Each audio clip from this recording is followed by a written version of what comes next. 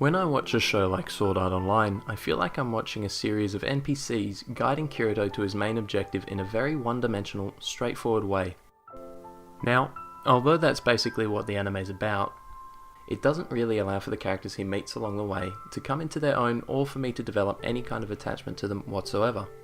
Compare that to a series like Kohei Horikoshi's My Hero Academia, in which you'll find a wacky cast of oddballs that each have their own desires, agendas and conflicts, and you'll see that having a cast that interacts with each other in so many ways and on so many levels makes for a much more interesting show.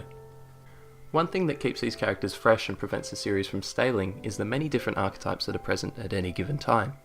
Rather than looking at all of Class 1A, I'd like to take a look at 3 specific students and what makes them such a fluid combination of personalities. These are Midoriya, Bakugo and Todoroki. I want to identify which archetype these characters fall under, and as such, I'll be using moments from the manga that haven't yet been adapted into the anime, so here's your spoiler warning. Given that these 3 students have been blessed with superpowers and are attending a hero school, you would assume that all 3 could be loosely identified as the hero archetype. You wouldn't be wrong, but it's not simply because they're the good guys. Don't let the context of the series fool you. There are many hero wannabes that don't fall under the hero archetype. The way that I understand archetypes is that there are certain categories that each one falls under. The hero archetype falls under the category of ego-driven.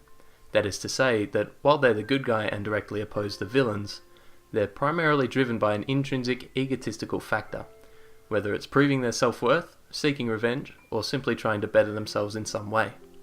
Now let's have a look at one of those characters that isn't a hero, and hopefully that will help us to further understand what the hero archetype looks like.